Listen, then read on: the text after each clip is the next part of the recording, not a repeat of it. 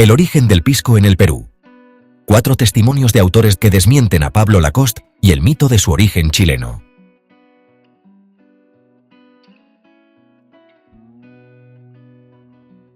El testimonio de William B. Stevenson, en 1814, es una fuente histórica clave que respalda el uso del nombre pisco para referirse al aguardiente producido en la región de Ica y su puerto homónimo.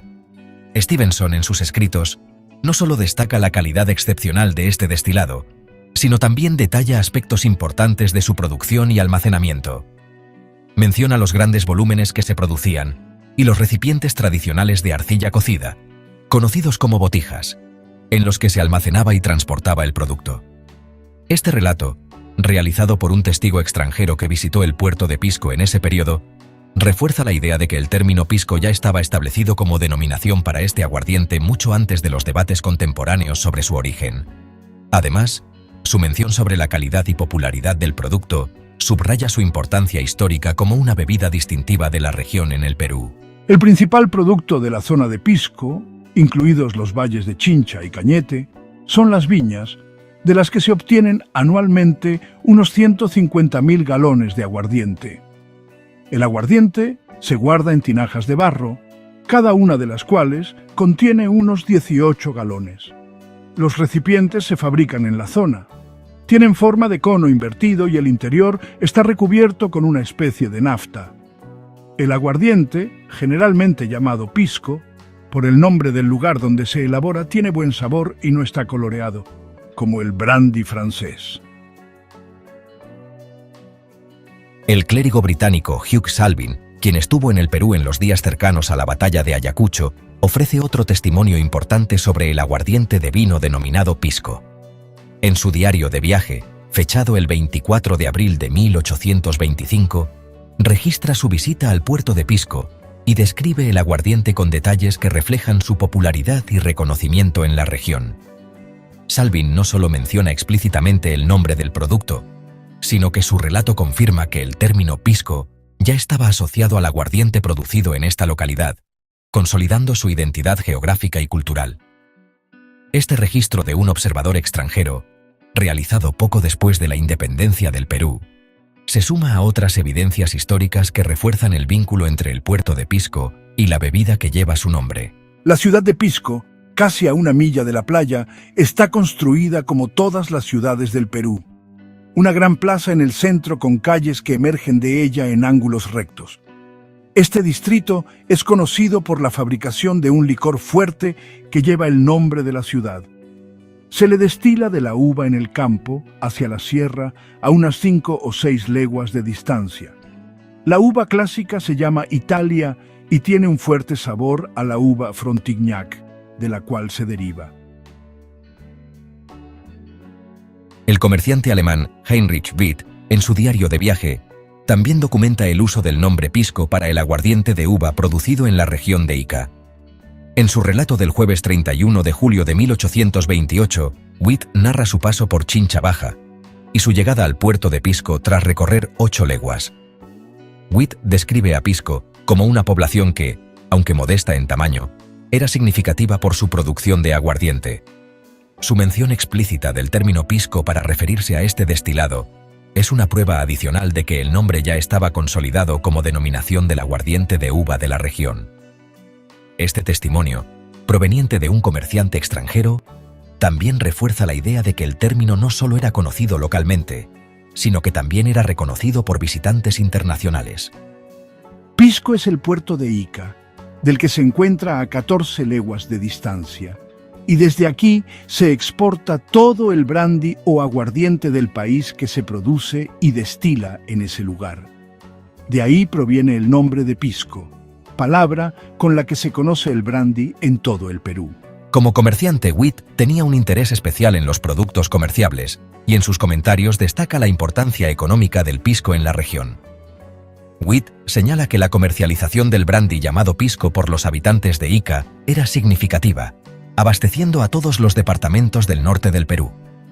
A su vez, menciona que el aguardiente producido en los valles de Majes, Vítor, Moquegua y otros se destinaba principalmente al consumo en el sur y a la exportación a Bolivia.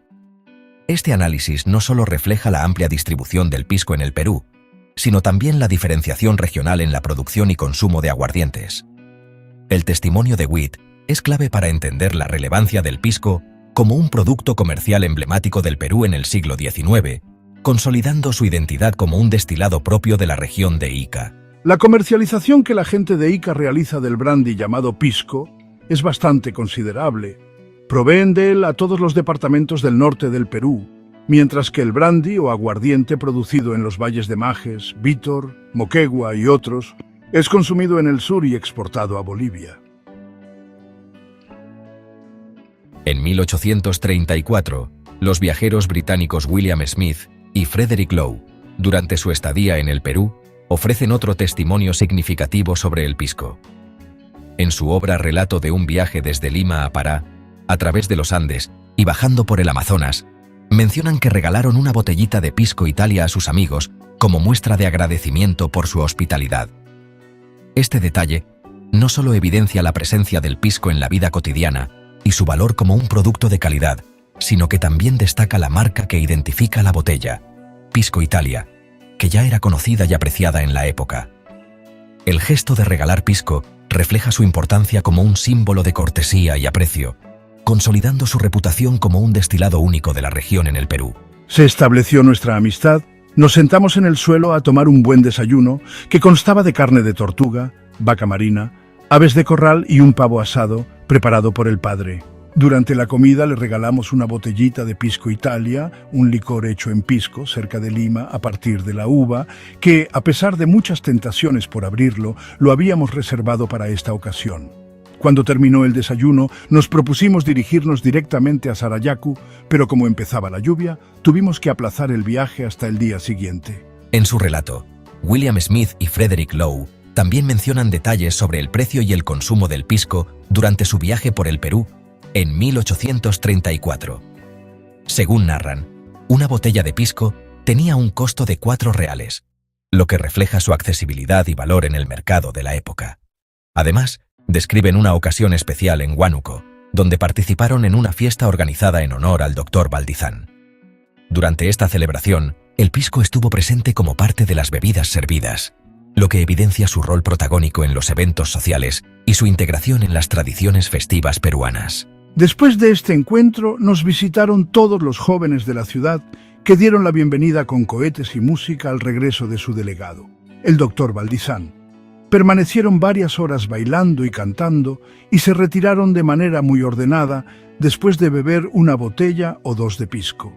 Los testimonios de estos autores no solo destacan la calidad y el reconocimiento del pisco como un producto emblemático del Perú, sino que también documentan su importancia cultural, económica y social en el siglo XIX.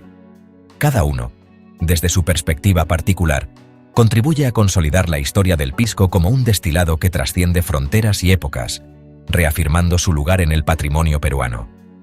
Estos registros evidencian que, desde esa época, el término pisco era inequívocamente peruano, asociado a su origen geográfico y cultural en el Perú. Pablo Lacoste, un historiador argentino que hasta ahora considerábamos serio, ha publicado en su libro El pisco, nació en Chile una serie de afirmaciones que intentan desmentir el origen peruano del pisco. Sin embargo, sus débiles argumentos no resisten un análisis básico. El núcleo de su tesis, que sostiene las más de 400 páginas de su libro, se basa en una afirmación que, a primera vista, resulta fantasiosa. Se descubrió que en el inventario de la hacienda La Torre, 1733, se registraron 3 botijas de pisco. Este es el primer testimonio del uso de la palabra pisco para referirse al aguardiente de uva en Chile y en América. Poco después, otros habitantes del Valle de Elqui adoptaron esta idea y comenzaron a usar la palabra pisco para denominar el destilado. Sin embargo, detrás de esta revelación se oculta una omisión crucial que no puede pasarse por alto. En un libro tan detallado, resulta sorprendente que no se haya incluido una reproducción fiel de esta cita tan relevante de un documento histórico tan antiguo. El inventario en cuestión, sobre el cual Lacoste construye toda su argumentación, solo se menciona de manera confusa en un anexo del libro. La parte más relevante del inventario se cita de la siguiente manera: 7 enfriaderas, 3 botijas de pisco, un cajón con un San Antonio, una Santa Rita con su moldura vana. Aquí es donde la manipulación se hace evidente. En el documento original, el término pisco aparece con P mayúscula, por 3 botijas de pisco. Esta diferencia no es un simple error tipográfico, sino una alteración deliberada para crear confusión. El uso de pisco con mayúscula en el documento original no hacía referencia a la bebida, sino al origen geográfico de las botijas, la ciudad de Pisco, en el Virreinato del Perú. Al escribir pisco con minúscula, Lacoste busca engañar, sugiriendo que se refiere al nombre de la bebida y no al lugar de origen. Este intento de distorsión se refuerza cuando consideramos que la hacienda La Torre, donde se hizo el inventario en 1733, estaba en manos de Pedro Cortés Monroy y Mendoza, primo de Francisco Cortés de Monroy, comisario mayor del Tribunal de la Inquisición, quien había adquirido propiedades en el Valle de Pisco, Perú.